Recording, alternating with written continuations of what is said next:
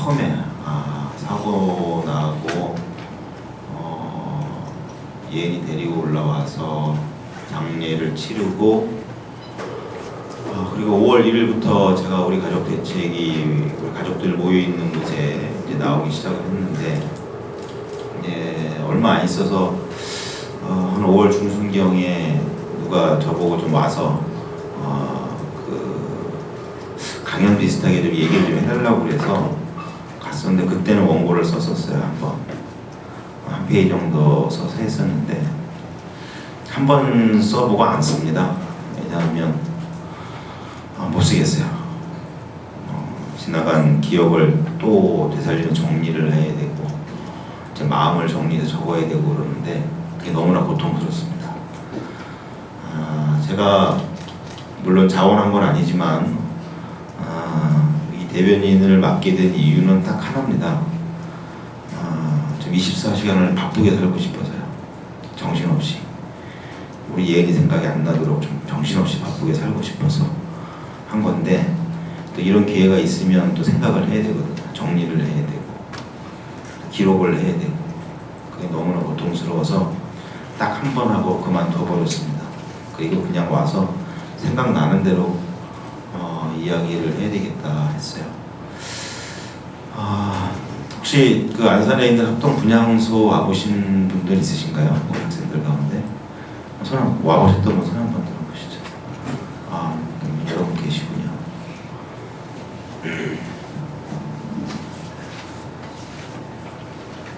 한번 와보십시오. 안산이 조금 멀어요. 대중교통 이용을 해서 가기에는 여기서 가려면 한 2시간 정도 걸려야 분향소까지 도착을 합니다. 조금 멀은데 꼭 한번 와보세요. 분향소에 와서 보시면 제가 여기서 1시간, 2시간 떠들지 않아도 제가 하려고 하는 말을 그 안에서 다 들을 수가 있습니다. 그 안에 304명이 있습니다. 사진으로 보신 적이 있으신지 모르겠는데 꼭 한번 와보십시오. 그러면 다른 말씀을 굳이 들으실 이유가 없을 정도로 많은 목소리를 듣고 오실 것입니다. 저는 분향소를 잘 못 들어갑니다.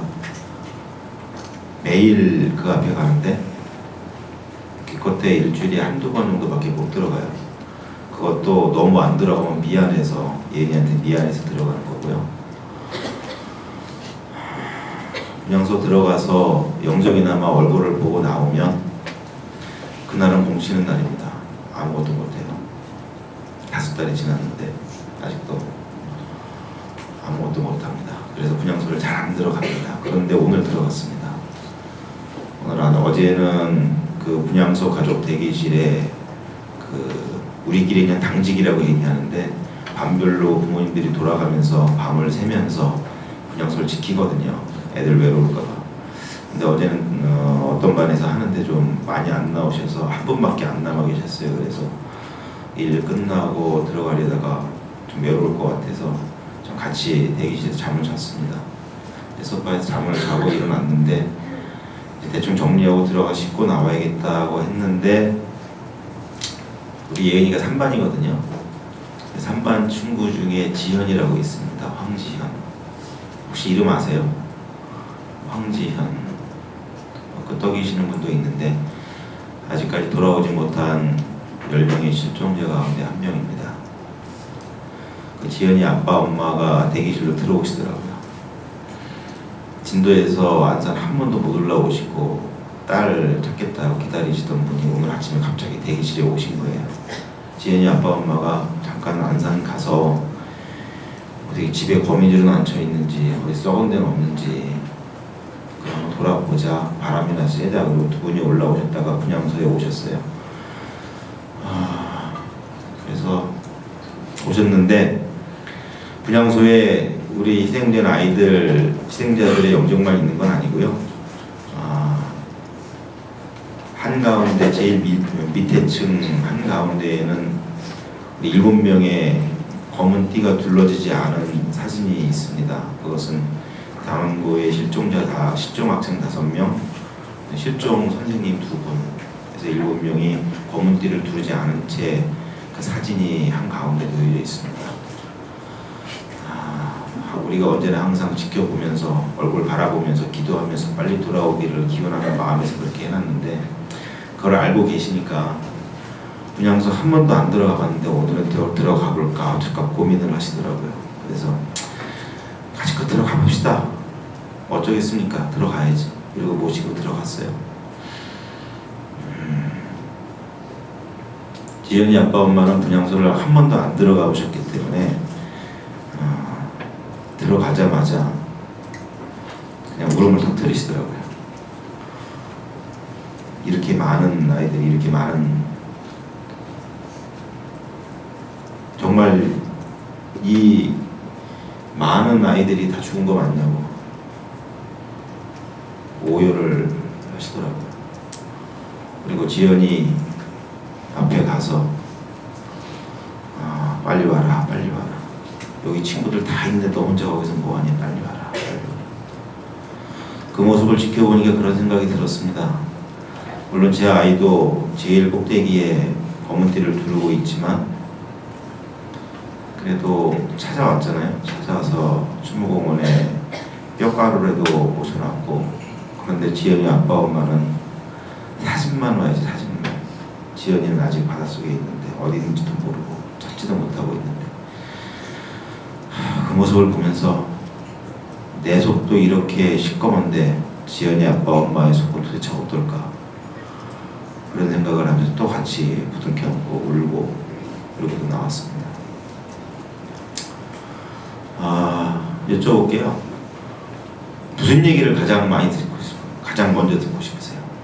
저희 유가족들한테 어떤 이야기를 가장 듣고 싶고 가장 궁금해 하십니까? 그냥 편하게 말씀하십시오. 왜냐하면요, 잠깐만요. 왜냐하면 제가 지금부터 말을 시작을 하면 저한테 25분이 주어졌는데요, 250분, 아니 이틀, 사흘 얘기해도 얘기가 안 끝납니다. 너무나 기막힌 일들이 많아서요. 그걸 여러분들 다 하소연하기 시작을 하면 이틀, 사흘 꼬박 밤새면서 이 얘기를 해도 모자르거든요. 그래서 섣불리 얘기를 못 꺼내겠어요. 꼭 듣고 싶은 얘기가 있다고 그러면 그걸 화두로 해서 좀 얘기를 해드리려고 합니다. 손 드셨죠? 말씀하시죠. 많이 궁금해 하시더라고요. 벌써 오늘로 며칠째죠? 160일째 되는 날입니다. 말씀하신 대로 많이 어렵습니다. 살아가기가. 근데 다행히 저를 비롯해서 이렇게 소위 임원이라는 것, 이런 자리를 맡아서 온전하게 여기다 모든 시간을 바쳐서 하는 분들은 사실은 그나마 약간 여유가 있으신 분들이에요. 그렇다고 다 쉽다는 건 아니고 그래도 그나마 좀 상황이 나았기 때문에 사실은 그런 조건 때문에 맡을 수밖에 없는 분들이 많습니다. 왜냐하면 그런 사람들이 안 맡으면 다른 할 수 있는 분들이 없잖아요. 그래서 실제로 처음에 한 달 반 정도는 버텼죠. 아이들 찾아오고 장례 치르고 정신없고. 그런데 한 달 반 정도 지나면서부터는 많은 분들이 직장으로 복귀를 하셨습니다. 우리가 아이들이 250명이 희생이 되었는데요. 부모만 따져도 500명이잖아요. 근데 잘 보시면 아시지만 이렇게 적극적으로 나서서 하시는 분들은 한 100명 남짓 정도 되고요. 나머지 분들은 그때그때 필요할 때만 잠깐씩 오시거나 총회할 때 오시거나 그러세요. 그 이유는 딴 게 아니고요. 말씀하신 대로 어려워서 살아가기가, 돈 벌어야 되니까.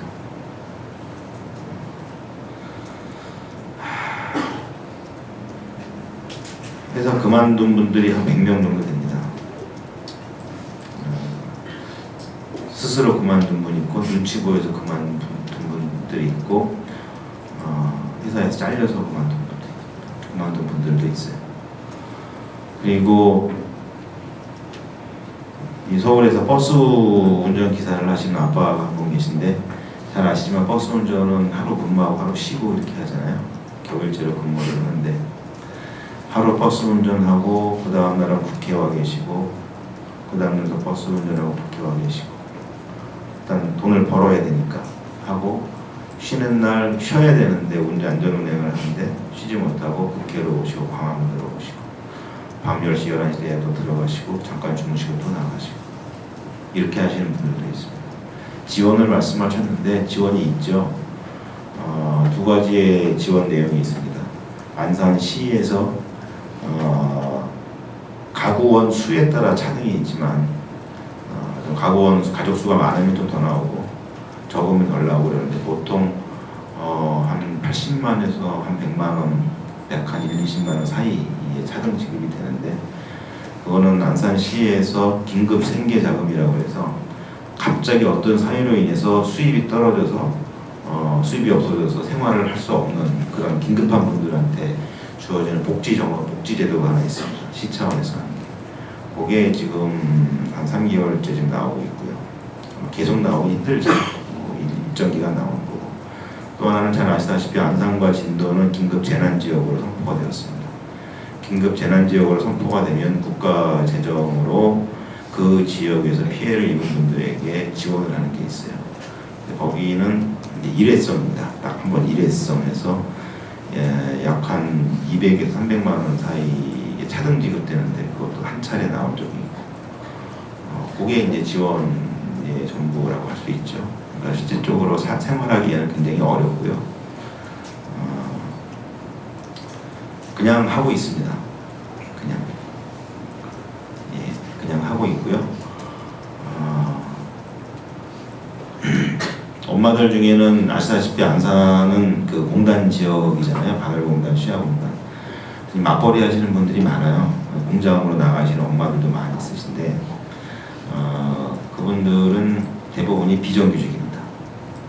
많은 분들이 3, 4 이후에 장례 치르고 다음날부터 출근을 하시는 엄마들도 많이 계세요. 왜냐하면 비정규직은 안 나가면 그냥 바로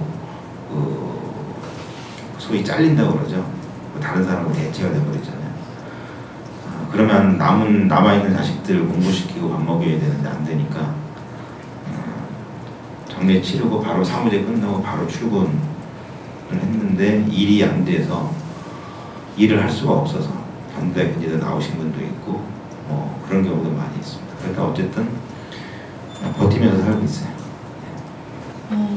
지금 이 참사가 발생하고 난 다음에 그 가족분들이 되게 많이 힘드셨을 것 같거든요. 그러니까 자식이 죽은 그 슬픔이 엄청 크기 때문에 이렇게 항의를 하는 거가 되게 힘들었을 것 같아요. 그러니까 자식이 다 거기서 물속에서 죽었는데 그러니까 그런 저항하고 항의하는 그럴 만한 마음도 되게 힘들었을 것 같거든요. 그냥 다 포기하고 싶고 그냥 이렇게 슬퍼하기만 하고 그러고 싶었을 수도 있을 것 같은데 그래서 그런 힘이 좀 어디서 나오는 건지 어떻게 마음을 다잡고서 계속 이렇게 싸우고 계신 건지 그러니까 특별법을 요구하면서 어떻게 그렇게 싸우실 수 있는 건지. 제 딸 예은이가 딱 일주일 만에 돌아왔습니다. 4월 23일 날 아침 8시 3분에 잠수사에 의해서 발견이 돼서 돌아왔고요.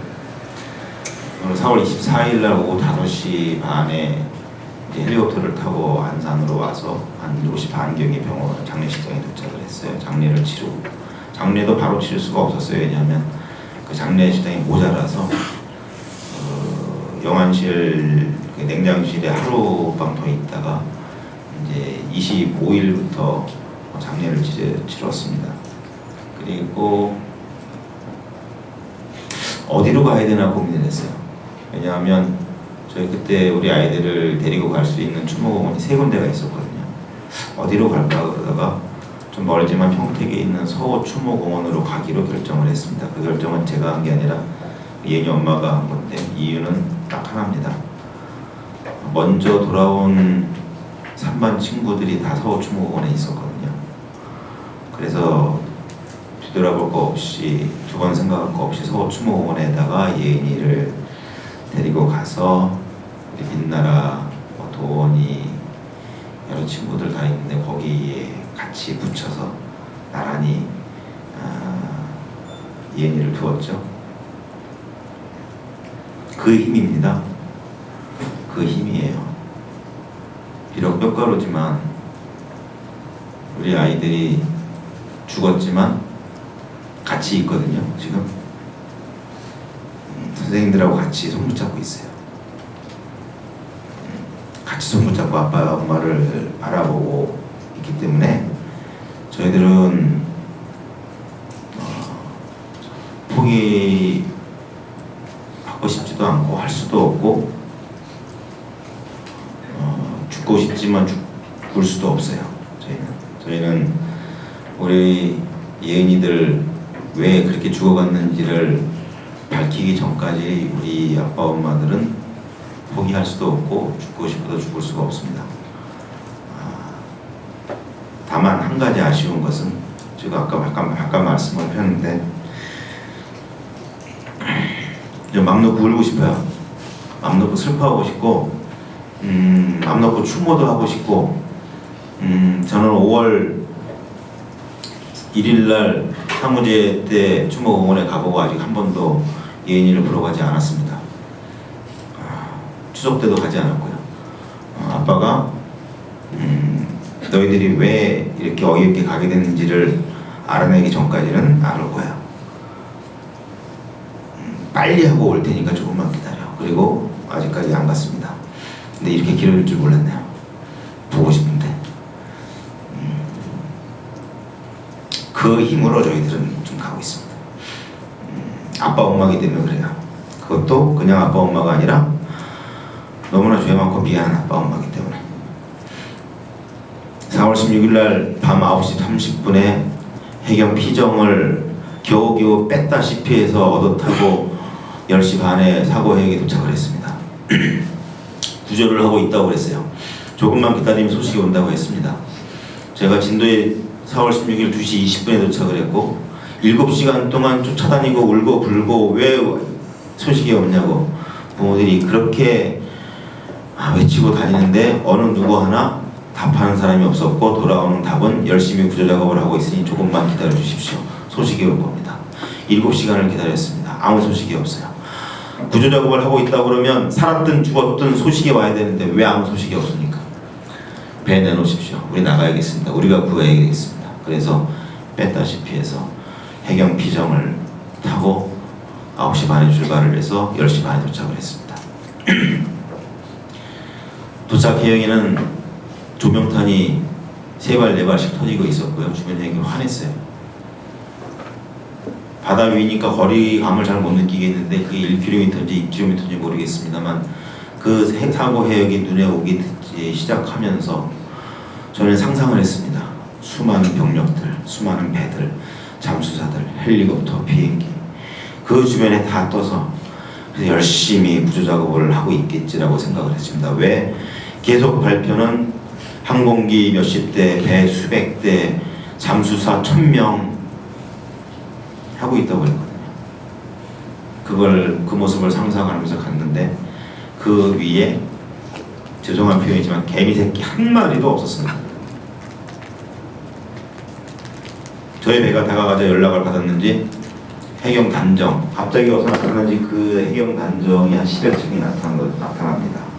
도대체 뭘 하려고 나타났지 봤더니 저희가 점점 다가가니까 갑자기 나타나더니 선수만 삐죽 튀어나와 있는 세월호 주변을 일렬로 돌기 시작합니다. 일렬로 돌기 시작합니다. 일렬로 돌기 시작하는 모습을 보면서 그 순간 포기했습니다. 왜? 정말로 그 밑에서 잠수를 하고 구조 작업을 하고 있다고 그러면 그 주변에 배는 갈 수가 없습니다. 잠수에 생명이 달려있기 때문에. 한 사람이 잠수를 하면 그 반경 수십 미터 내에는 어느 누구도 접근을 할 수가 없습니다. 잠수의 생명 때문에. 철칙입니다. 10여 척의 단정이 세월호 선수 주변을 빙빙 돌기 시작합니다. 그것 때문에 저희도 선수 앞으로 갈 수도 없었어요. 도대체 뭐 하고 있습니까? 뭐 하고 있습니까? 왜 안 들어갑니까? 대답이 없습니다. 아무것도 안 하고 그냥 빙빙 돕니다. 1시간을 그렇게 돕니다. 12시 좀 넘어서 철수를 합니다. 우리는 가지 말자고 아글아글 쓰는데 배가 선수를 돌려서 다시 팽목항으로 돌아갑니다. 돌아가기 시작하자 갑자기 해경 단장이 사라졌습니다. 돌아갔어요. 그리고 다시 빈 바다가 돼버렸습니다. 그 상태가 사흘 동안 있어버렸습니다. 이런 말씀을 드리면 믿으실지 모르겠지만요, 여러분 시연이 혹시 아시죠? 시연이 아시는 분들이 있을 거예요. 엄마가 페이스북 하면서 항상 이렇게 까만 그 큰 선글라스 끼고 찍던 우리 시연이 3반이거든요.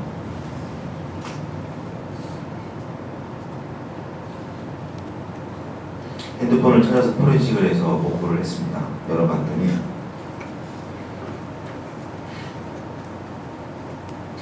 (4월 17일) 오전에 페이스북에 접속한 기록이 남아 있습니다. (4월 16일) 오전 10시 20분경 완전 침몰을 했는데, 그로부터 약 24시간 이상이 지난 시간에 시연이가 페이스북에 접속한 기록이 남아있어요. 어떻게? 그 GPS로 하면은 자기가 있는 위치가 막 이렇게 올라가고 그러잖아요. 진도 앞바다로 뜹니다. 접속한 위치가. 물론 분석을 해봐야죠. 그 전에 했는데 뭐 통신의 문제 때문에 뭐 나중에 24시간 내에 접속이 자동으로 됐다거나 여러 가지 뭐 이유가 있을지는 모르겠습니다. 그러나 이 말씀을 굳이 드리는 이유는 우리 아이들은 적어도 24시간, 많게는 72시간 살아있는 아이들이 있었습니다. 부모의 느낌이거든요. 감이거든요. 저희는 그것들을 밝히고 싶습니다. 사흘 동안 아무것도 하지 않고 있던 그 시간에 한 명이었을지 2명이었을지 10명이었을지 알 수 없는 우리 아이들은 그 안에서 살려달라고 내지고 있었겠죠. 그것을 우리는 밝혀내고 싶은 겁니다. 서로 기사에 보면은 악플러들이 그렇게 많더라고요. 언론이나 여론이라고 하는 것은 좋든 나쁘든 제 생각은 통제하면 안 되거든요. 아무리 여기서 악영향을 끼치는 여론이 생기는 그런 구조가 있다고 하더라도 그걸 강제적으로 못하게 한다고 하면 똑같은 경우를 내가 당할 수가 있습니다. 언제든지. 그것은 통제해서 할 수 있는 부분이 아니니까. 단지 그걸로 인해서 어떤 특정 개인이나 이런 분들이 실질적으로 피해를 입었다. 이럴 경우에는 법적인 조치가 가능하겠죠. 당연히 해야죠. 그런 것들은. 그러나 그렇다고 해서 강제적으로 뭘 할 수 있게끔 제가 볼 땐 불가능하고요. 불가능한 거에 너무 스트레스를 받지 마시고 단지 그 가운데 맞서는 건강한 여론도 있다라고 하는 것을 충분히 보여주시기만 해도 될 것 같고요. 저희는 진상조사위원회 내에 특별검사를 배치해서 진상규명을 하기를 원하고 있습니다. 여러분들 이제 뭐 똑똑하시니까 잘 아시겠죠? 수사권과 기소권이라고 하는 것은 제가 갖겠다는 게 아니거든요. 예은이 아빠가 갖겠다는 게 아니고요. 우리 가족대책위가 갖겠다는 게 아닙니다. 그건 다 아실 거예요. 특별법에 따라서 진상조사위원회를 구성을 하고, 진상조사위원회는 구성원들이 있잖아요. 그죠? 여당, 야당, 변협, 저희 가족대책위도 한 명이 들어갈지 몇 명인지 모르겠습니다만 일부 들어가고 해서 구성을 하고, 거기에 우리가 전문가들을 추천을 하죠. 법조인들을 추천을 해가지고 법조인들이 특별검사의 지위와 권한을 받는 거죠. 그게 수사권과 기소권이거든요. 쉽게 말하면 특검, 우리가 알고 있던 특검 있죠. 그 특검을 진상조사위원회 안으로 끌고 들어오는 거예요. 그렇게 보시면 정확합니다. 우리는 그걸 원하고 있어요. 왜? 그렇게 해야 진상규명이 될 거라고 믿고 있기 때문에. 근데 안 된다고 그러잖아요. 여당도 만나고 야당도 만나고 다 했는데 청와대도 안 된다고 그랬고, 그럴 때마다 저희가 항상 하는 말이 있거든요. 예, 언론에서는 이 앞에 지금까지 한 부분만 항상 보도가 돼요. 가족대책위는 수사권과 기소권만을 고집을 하고 이것만 얘기를 해요. 수사권과 기소권은 목적이 아닙니다. 그죠? 수사권과 기소권을 얻는 순간 끝나는 게 아니잖아요. 수사권과 기소권이 왜 필요합니까? 진상규명을 하기 위한 가장 적절하고 확실한 수단이라고 생각을 해서 주장하는 거거든요. 그런데 이렇게 더 나아가서 설명을 또 해줍니다. 항상 해줬어요. 정말로 수사권과 기소권을 못 주겠다고 그러면 여당이 또는 야당이 정말로 진상규명에 의지가 있다고 한다면 어떻게 진상규명을 하실 겁니까? 그걸 저희한테 얘기를 해주십시오 라는 이야기예요. 항상 같이 얘기해요. 한 번도 빼놓지 않고 항상 같이 이야기했습니다. 우리는 수사권과 기소권을 원합니다. 그러나 그게 정말 안 된다면 그러면 여러분들이 생각하시기에 진상규명을 하기 위해 가장 적절한 방안이 무엇이라고 생각을 하십니까? 그걸 보여주십시오. 그럼 우리는 한번 터놓고 대화를 하고 의논을 할 수가 있습니다. 그런데 IQ가 딸리는지 일부러 안 듣는 건지 알고도 모르는 척하는 건지 가족들은 수사권과 기소권만 고집을 하고 있다. 고집하는 거 맞습니다. 왜요? 우리 생각이 그거밖에 없거든요. 그것만이 진상규명을 할 수 있거든요. 그 방법이 있어야만이 진상규명이 가능하거든요. 우리는 고집하는 거 맞습니다. 그러면 이렇게 고집을 하고 있으면 엇갈 생각을 왜 안 합니까? 법질서를 해치는 거라면서요. 법체계를 흔드는 거라면서요. 이런 선례를 남겨놓으면 다음에 유사한 사례가 발생했을 때 또 이런 거 해야 되니 선례를 남기면 안 된다면서요. 이게 우리나라의 미래를 위해서 이렇게 하면 안 된다고 주장하는 거 아닙니까? 그러면 그렇게 생각이 깊으신 분들이라고 그러면 안 된다고만 하지 말고요. 우리가 떼쓰는 유치원생들도 아니고 안 된다고만 하지 말고요. 여당이 보기에 어떻게 하면 진상규명이 가능한지에 대한 자신들의 입장을 내오라는 겁니다. 그걸 갖고 이야기를 하자는 거예요. 단 한 번도 그렇게 한 적이 없습니다.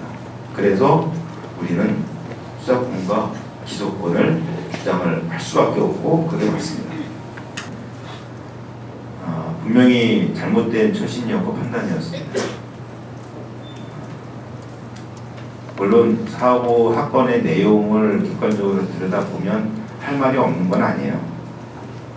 뭐 곧 들어가겠습니다만 과연 누가 먼저 폭력을 먼저 행사했냐 이런 거 따지면 할 말이 없는 거 아니거든요.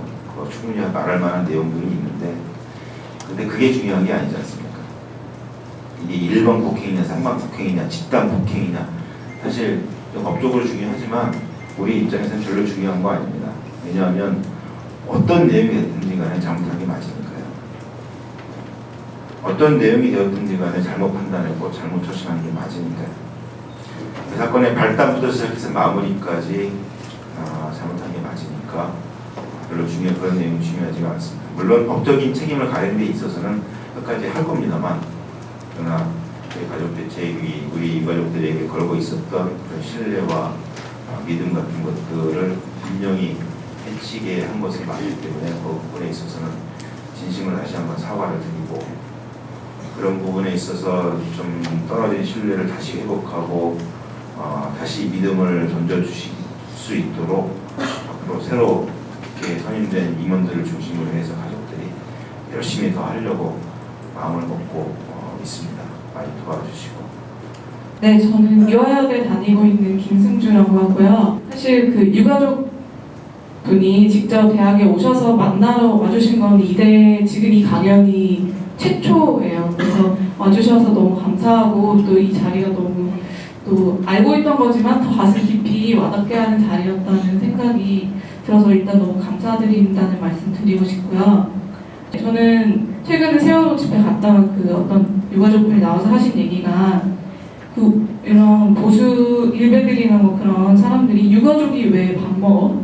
유가족들이 왜 웃지? 이런 얘기를 한다는 거예요. 근데 유가족도 사람이고 오히려 더 평범한 사람이기 때문에 우리가 정말 내일처럼 세월호 참사에 대해서 느껴왔던 거고 유가족들도 밥 먹을 수 있고 유가족들도 웃을 수 있고 유가족들도 실수할 수 있다 이런 얘기를 하셨거든요. 저는 그게 정말 많이 와닿았고 오히려 이 박근혜 정권의 수많은 그 공인들 바로 박근혜 대통령을 필두로 한 그런 공인들이야말로 이런 세월호 참사라는 이런 끔찍한 일을 벌인 최고의 공인들이었고 컨트롤 타워였기 때문에 그들이 바로 책임져야 되고 비난받으려면 그들이 비난받아야 하고 저는 박근혜 대통령이 더 이상 국가 지도자로서의 정당성이 도대체 뭐가 남아있는가 하는 그런 분노를 느꼈습니다. 그래서 최근에 그런 유가족분들이 오히려 움츠러들기보다는 너무나 도덕적이고 또 현명한 대처를 하시는 걸 보면서 또 오히려 이번 길을 계기로 다시금 돌아보고 100m 달리기가 아니라 마라톤하는 마음으로 투쟁을 이어가겠다 하고 하셨을 때 오히려 저희가 더 큰 힘을 받았고 또 다시 한번 힘을 드리고 싶고 좀 더 대학생들과 어떤 것을 같이 또 해보셨으면 좋겠는지 또 어떤 좀 대학생들이 몇 번 도시행진도 하고 집회도 개별적으로는 많이 참가했던 건데 어떤 생각을 하시면서 이 대학생 강연에 이제 처음이셨을 텐데 어떤 생각을 하시면서 오셨는지 좀 궁금했어요. 유가족이 웃네? 유가족도 웃고 있네? 라는 말 때문에 저희가 못 나온 겁니다. 마음은 정말 하고 싶은 게 많고요. 정말 만나서 뭐 하고 싶은데 그런 게 무서워서 못 나왔고 지금도 못 나오고 있습니다. 대인기피증이라고 그러죠. 저희 부모들은 한 사람도 빠짐없이 그게 다 있어요. 다 충분히 예상이 되시겠지만 어느 정도의 대인기피증이냐면 지난 추석에 가족들이 모이잖아요. 저는 가족들이 모이는 게 싫어서 집을 안 들어갔습니다. 청원동에서 있었어요. 그래도 아예 안 볼 수는 없으니까 추석날 당일 아침 6시에 청원동에서 출발해서 7시에 집에 들어가서 한 1시간 정도 잠깐 있으면서 밥 먹고 밥도 못 먹었죠. 밥 먹으려고 숟가락을 드는데 이게 다 제 예은이가 좋아하는 음식들이에요. 지난 추석 때 예은이가 전을 다 부쳤어요. 동태전, 동그랑땡, 전이란 전은 버섯도 전 부치고 다 하잖아요. 지난 추석에 예은이가 혼자 하루 종일 앉아서 17명의 식구들이 먹고도 남을 저는 혼자 다 부쳤어요. 제가 그때 너무 기특해가지고 사진을 찍어놓은 게 있었거든요. 찾다 보니까 그 사진이 나오더라고요.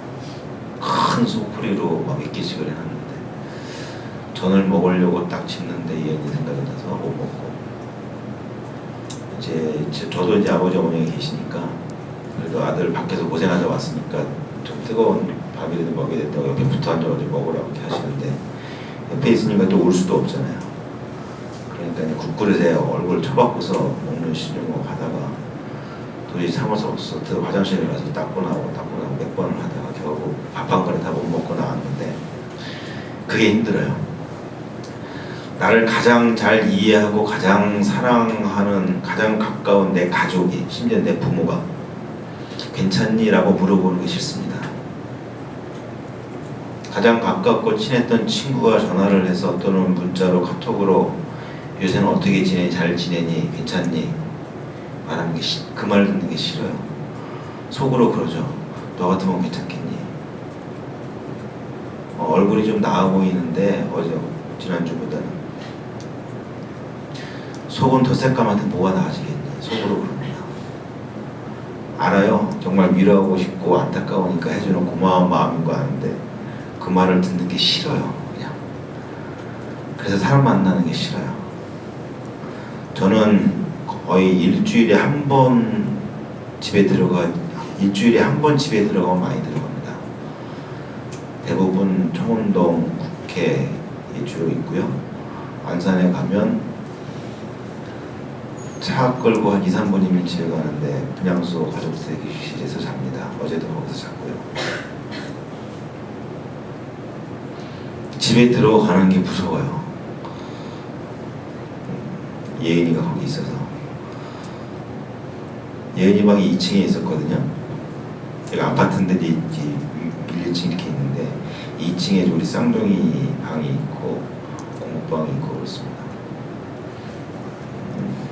4월 16일 이후에 딱 2번 올라가 봤습니다. 사무실 끝나고 집에 와서 정말 올라가 보고 싶은데 못 올라가겠어요. 근데 6월 달에 한번 올라가고 8월 달에 한번 올라가고 딱 2번 올라갔습니다. 그리고 지금 못 올라가고 있어요. 집에 들어가기 싫어요. 그런데요, 집에 어떻게든 한번 들어가잖아요. 나오기가 싫습니다. 그냥 문꼭 걸어 잠그고 안에 있는 게 좋아요. 아무 데도 안 가고. 왜? 나가면 또 사람 만나야 되니까. 제가 대변인을 하다 보니까 전화를 하루에 수백 통씩 받거든요. 아무리 친한 기자가 전화를 해도 가슴이 덜컥덜컥 내려앉고 이걸 받아야 되나 말아야 되나, 받으면 뭘 물어볼까, 내가 무슨 대답을 해야 되나, 무섭습니다 지금도. 그러다 해야 되니까 받고 이렇게 하거든요. 왜 이 말씀 당황하게 되냐면요, 여기에 올 때 다 그러죠. 모든 분들이 그래요. 왜 인재하냐고. 더 일찍 했으면 얼마나 좋았겠냐고. 대학생들이 막 일어나주면 얼마나 도움이 많이 되는데 왜 인재 그랬냐고. 생각 안 한 거 아니거든요. 생각 안 한 거 아닌데 할 사람이 없었어요. 저도 그렇고. 무서워요. 왜냐면 우리 예은이가 딱 2년 뒤면 여기 앉아있을 텐데 학교는 다를지 몰라도. 저도 아이가 고2니까 2년 뒤에 어느 대학에 어떤 공부를 하기 위해서 어떻게 보낼까 다 계획 세워놨고요. 우리 예은이는 가수를 하고 싶어 했으니까 가수를 하려고 그러면 한예종을 보내야 되나, 서울예절을 보내야 되나, 아니면 공부하러 외국을 보낼까, 고민도 많이 했고. 근데 여기 와서 제 아이들, 우리 아이들 또래의 친구들을 보면요, 너무 힘들어요. 너무 힘들어요.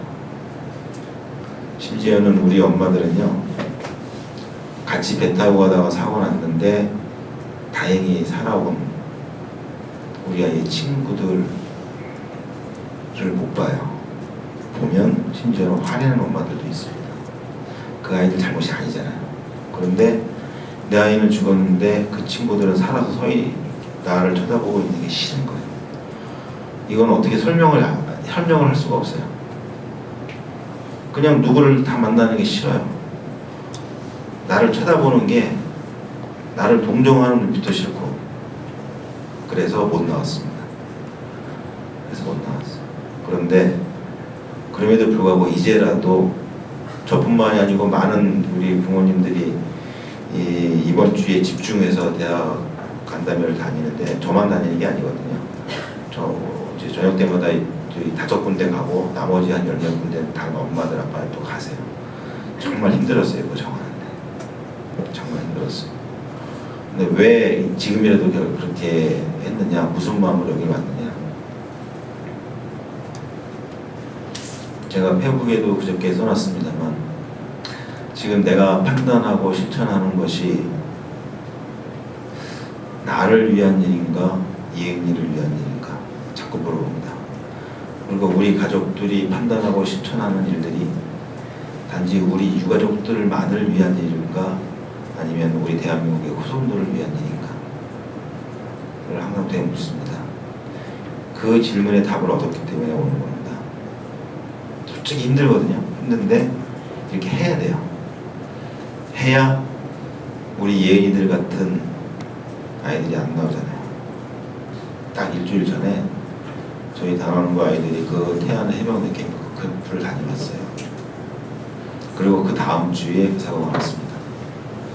모두 다 그렇게 생각을 했죠. 아우, 다행이다. 큰일 날 뻔했다. 다행이다. 그리고 잊어버렸어요. 그리고 세월호 참사가 일어났고 우리 아이들이 희생이 됐습니다. 뻔합니다. 또 일어날 게. 그래서 나올 수밖에 없습니다. 그리고 앞으로 계속 나올 겁니다. 그런 마음을 가지고 왔습니다. 이화여대에서 공부하는 학생인데, 그래서 아까 그 대변인 분께서 말씀하신 것을 들으면서 생각을 했던 것은, 이 참사의 원인이 1차적으로는 부실한 선박과 또 아직 다 규명되진 않았지만 뭐 유병원 일가의 그런 총체적인 비리와 그런 것들이라고 볼 수 있을 때 사실 이 학생들이 그렇게 꽃다운 나이에 이렇게 좀 뭐라고 표현할 될지 모르겠는데 정말 그런 꽃다운 나이에 채 피워보지 못할 수밖에 없었던 데에는 말씀하신 것처럼 참사가 발생한 지 24시간 내지는 또 72시간 내지의 그 시간 동안에 이제 뭐 해경과 뭐 여러 가지 정부 기관이 그 시간 동안 무엇을 하였나 또 그런 잘못된 그런 것들이 있다면 그런 것이 좀 규명이 돼야 된다고 이제 보시는 것 같은데 근데 사실 언론에서 보도된 것을 봤을 때에는 사실 온갖 초점이 다 유병원 일가에 맞춰져서 나중에 이제 언론의 관심 역시도 유병원의 시신이 발견되고 아들이 잡히고 그렇게 되면서 약간 좀 잠잠해지는 것 같다는 생각이 들었거든요. 그래서 그런 것들을 좀 지켜보셨던 유가족분들의 그런 언론의 보도 형태라던가 또 유병원 일가로만 초점이 맞춰지는 그런 것들에 대해서 어떻게 생각하시는지 듣고 싶습니다. 많은 분들이 얘기를 해요. 특히 저희들을 좀 안 좋게 공격하는 분들이 왜 유병원에 대해서 한마디도 안 하냐? 너희들은 너무 정적인 거 아니냐? 이렇게 얘기를 해요. 누차 얘기해서 이유는 다 아시겠지만 다시 말씀을 드리면요. 세월호 참사의 원인은 유병원이 아니기 때문이에요. 세월호 사고의 원인은 유병원일 수 있습니다. 소위 교통사고라고 하는 부분.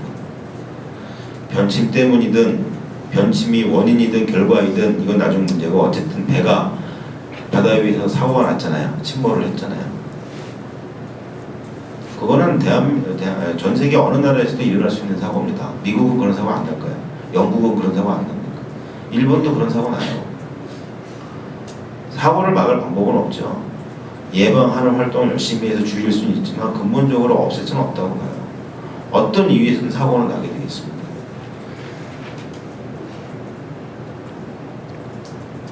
그런데 그렇게 사고 났어도 우리 아이들 100% 살 수 있었거든요. 다 살 수 있었어요. 배가 출항할 때부터 사고가 날 때까지 침몰을 할 때까지 수백 명의 관련자들이 있어요. 그거 아시죠? 4월 15일 날 6시 반에 출항하기로 한 배가 9시에 출항을 한 거. 기상 악화 때문에 여객선은 단 한 척도 출항을 못했습니다. 인천항에서. 유독 세월호만 출항을 했어요. 6시 반에 출항하기로 했던 게 연기가 되고 그다가 9시에 출항을 했어요. 우리 부모들은 아무도 몰랐습니다. 그때부터 시작을 해서 배가 침몰을 할 때까지 관련이 돼 있던 수많은 주변의 사람들, 수백 명인지 수천 명인지 모르겠는데요. 그 사람들 가운데 단 한 명이라도 상식적인 판단과 행동을 해 주었으면 이건 참사가 안 됐습니다. 끝까지 목숨 걸고 출항을 한 명이라도 반대했으면 참사 안 일어난 거예요. 배가 기울어지기 시작을 할 때 단 한 명이라도 탈출하라는 말 한마디만 했어도 다 살았고요. 심지어는 뭐 방송을 할 수가 없었다, 기울어서 힘들었다, 뭐 어쩌고저쩌고 얘기를 하죠. 다 새빨간 거짓말입니다. 그 선원들이 조타실에 모였다가 탈출을 하고 나오면서 이거 한 번만 하면 태선 신호 올립니다. 무슨 말이냐면 조타실 안에만 마이크가 있는 게 아니에요. 마이크로 방송할 수 있고요. 그 옆에 버튼만 하나 누르면 태선 신호가 나오게 되어 있습니다. 자동으로. 조타실은요, 조타수가 조타기를 이렇게 자꾸 돌리잖아요. 발 한 발자국도 안 떼고 뒤돌았으면 바로 뒤에 있습니다. 마이크가 있고 버튼이 있습니다. 뭐 불가능했다고 치죠. 조타실을 빠져나오죠. 조타실 외부 갑판에 또 장치가 있습니다. 지나가면서 건들기만 해도 태선 신호가 울리는 장치가 있어요. 거의 16명이 거기서 빠져나오면서 단 한 명도 건드리고 나오지 않았습니다. 그 중에 단 한 명이라도 상식적인 판단과 행동을 했더라면 다 살았습니다. 이런 참사 이런 사고거든요. 그래서 유병원이 문제가 아니라는 이야기입니다.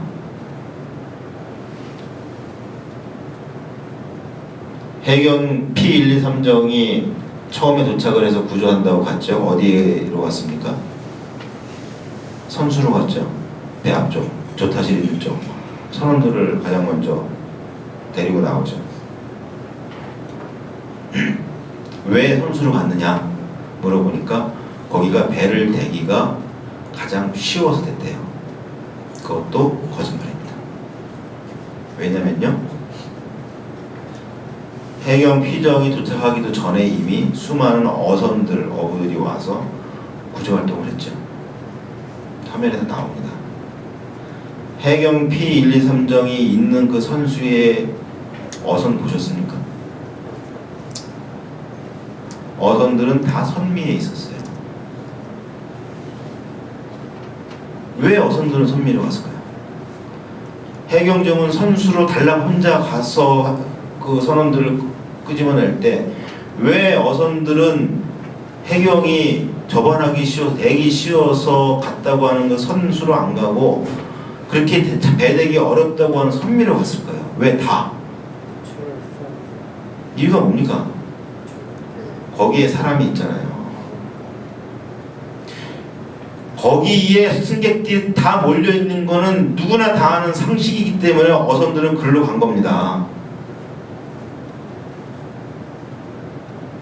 거기에 배를 대고 아이들을 끄집어냅니다.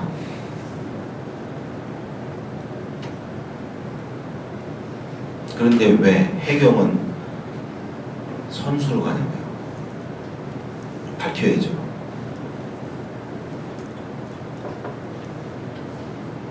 이렇게 얘기하기 시작하다 보면 밝혀야 될 게 수백 가지 더 나와요.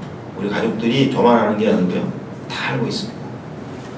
그렇기 때문에 국정조사에서 P123정 정장이 와서 증언을 하면서 저희들이 난리친 이유가 그겁니다.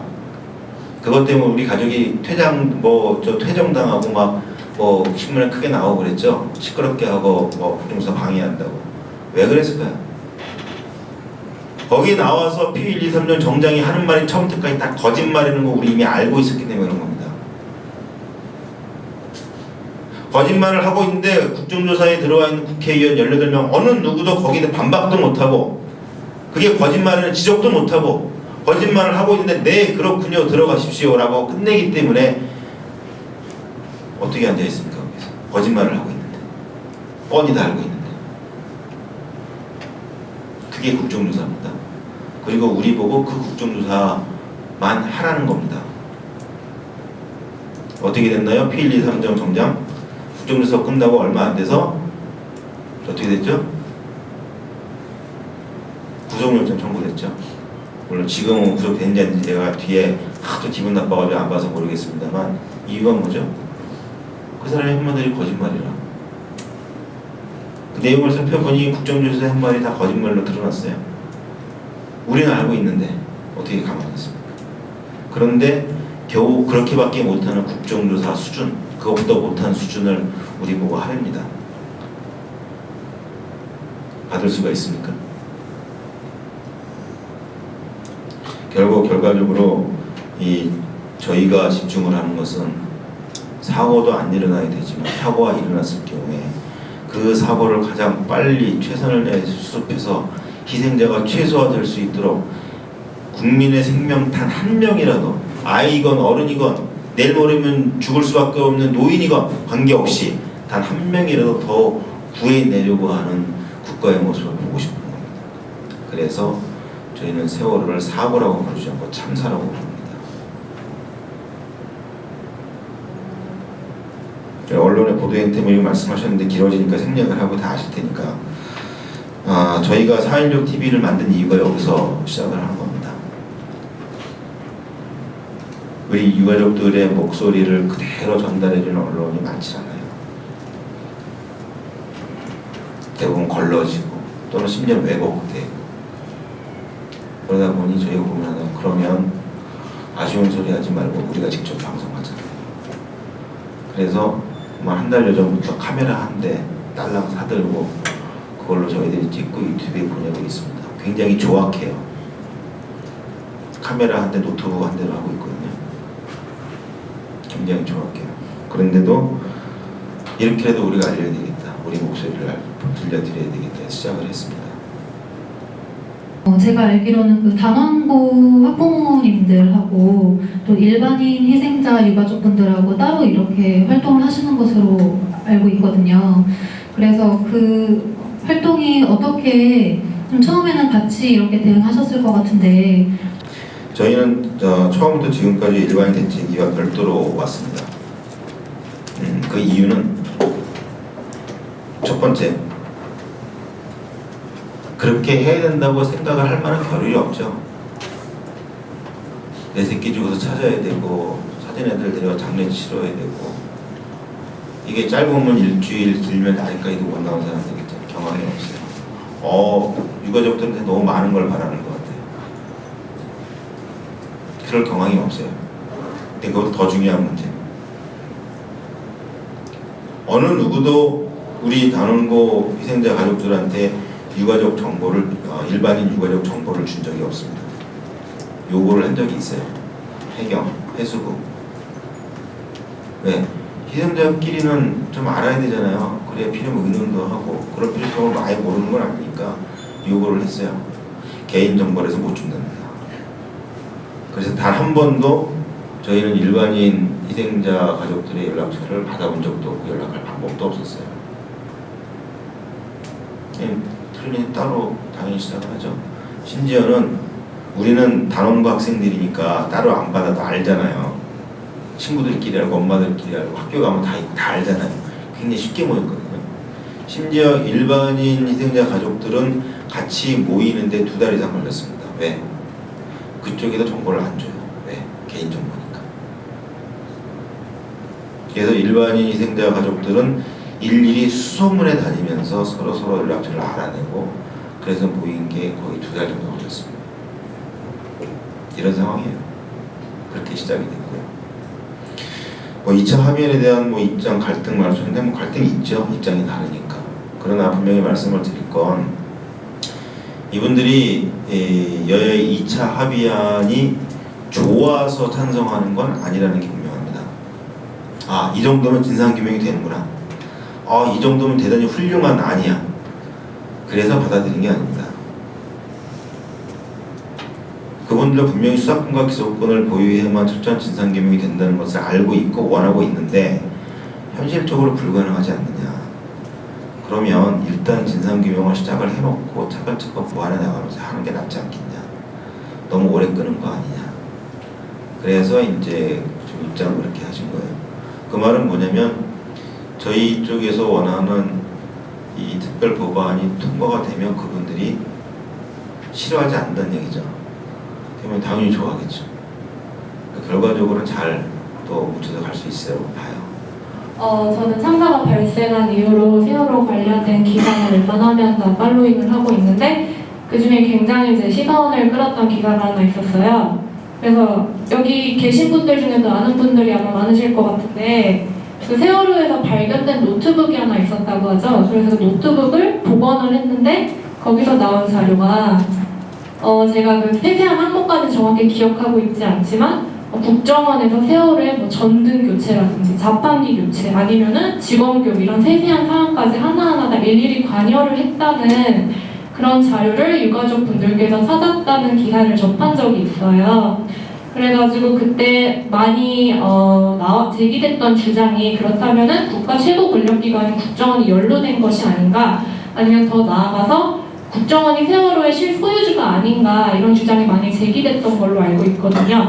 그리고 어쩌면은 지금 현 정부가 유가족들을 이렇게 외면하고 특별법 제정 요구를 너무 좀 지나치다 싶을 정도로 묵살하는 이유가 어떻게 생각하면은 국정원 같은 강력한 권력기관이 연계돼 있기 때문에 그런 것이 아닌가 이런 의심을 품었어요. 그런데 그 기사가 나온 이후로 그거에 대한 팔로업 기사라고 약간 그런 걸 접한 적이 없거든요. 그때 단 한 번 기사가 나오고 그때 이후로 그거와 관련된 기사를 저는 본 적이 없는 것 같아요.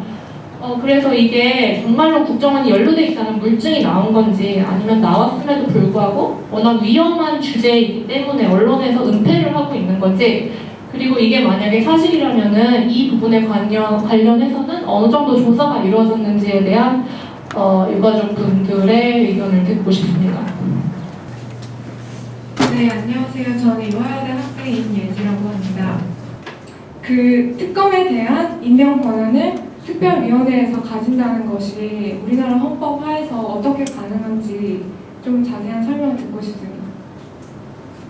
2학년 9반의 임세희양 아버지께서 그런 말씀 해주셨어요. 그러니까는 21년 전에 서해 페리오 사고가 있었어요. 그때 이제 93년이었는데 그때도 이윤을 위해서 과적을 하고 너무 많은 승객들을 탑승시키고 그런 문제로 이제 침몰을 했던 거고 그때도 국가는 제대로 구조를 하지 않았고 그래서 거의 299명, 300여 명에 가까운 사망자가 발생했던 사고였습니다. 근데 그때 그 임세양 아버지께서 전이경으로 그 현장에 차출이 되셨던 거예요. 그리고 거기 그때도 유가족들이 항의를 하고 국가에게 책임지라고 시위를 하고 그랬는데 그 시위를 막는 입장이셨다고 합니다. 그러니까 그때도 너무 마음이 좋진 않으셨대요. 마음이 좋진 않았는데 명령에 굴복할 수밖에 없는 입장이었기 때문에 그렇게 하실 수밖에 없다고 말씀을 하시면서 하시는 말이 그때 만약에 특별법 같은 게 제정됐다면 우리 아이가 죽었을까 그런 말씀을 하시는 거예요. 그러니까 저는 우리에게 지금 그 주어진 과제가 저는 있다고 생각을 해요. 단지 유가족만의 과제가 아니라 우리도 어쩌면 몇 년 안에 이런 일 생길 수 있고 내일이라도 이런 일의 당사자가 될 수 있다는 그런 생각을 가지고 정말 우리의 일이다. 우리 모두 공동체 구성원이라면은 이 사회 공동체 구성원이라면 우리 모두 우리의 일이라고 생각하고 함께 좀 실천하고 행동해야 하지 않나는 생각을 굉장히 가슴 깊이 새겼고요.